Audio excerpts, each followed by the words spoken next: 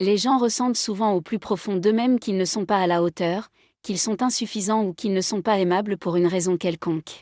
C'est évidemment une douleur inhérente, et cela les pousse à essayer de prouver, à travers les autres, qu'ils en valent la peine. Ils tentent de compenser ce vide intérieur dans leur cœur, qui leur dit qu'ils ne sont pas assez, par l'approbation, le respect ou la reconnaissance des autres. Mais c'est une quête perdue d'avance. Je pense que l'on ne peut pas résoudre des problèmes internes avec des solutions externes et vice-versa. C'est comme essayer de faire entrer un carré dans un rond. Il faut soigner directement cette blessure qui nous dit « je ne suis pas assez, je ne suis pas aimable, personne ne m'aime ou ne me respecte ». La solution à cela est de devenir la personne que tu peux aimer. Fais un peu de visualisation. À quoi ressembles-tu? Quel genre de choses fais-tu? Quel est ton travail? Où habites-tu? Avec qui es-tu en relation? C'est la personne que tu pourrais être, peut-être pas dans 6 semaines ou 6 mois, mais peut-être dans 6 ans.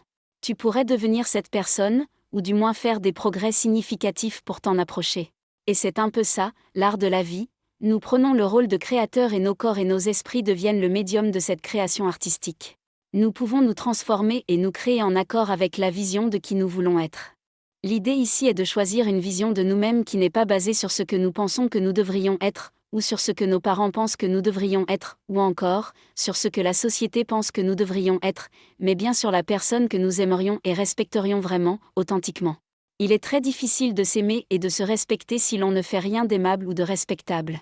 Donc, en gros, il faut d'abord arrêter de faire les choses qui te font te sentir pathétique et commencer à faire des choses que toi-même peux aimer, admirer et respecter. Cela signifie généralement fixer des objectifs ou accomplir des choses. Mets-toi au travail pour faire des choses, généralement des choses difficiles, que tu peux surmonter correctement, afin de pouvoir dire « Waouh, j'ai fait ça et je peux vraiment être fier de moi pour l'avoir fait. Je n'ai jamais couru de marathon, par exemple, mais je sais que cela prendrait 6 mois d'entraînement. Ce serait très douloureux, il faudrait surmonter l'inconfort et les difficultés évidentes. Le jour du marathon, mes chaussures pourraient se remplir de sang, j'aurais envie d'abandonner, j'aurais un point de côté, mais si je ne lâche pas et que je franchis effectivement la ligne d'arrivée, je me sentirai vraiment fier de ce que j'ai pu accomplir. Et quand tu enchaînes suffisamment de ces choses dans ta vie, tu deviens quelqu'un que tu peux respecter. Et tout le problème de chercher la reconnaissance des autres disparaît, car le problème interne a été résolu par une solution interne. Ainsi, la recherche d'une solution externe devient redondante et sans importance. Voilà, ce sont mes pensées sur le sujet. Merci d'aimer la vidéo et de vous abonner à ma chaîne, et surtout, dites-moi ce que vous pensez dans les commentaires.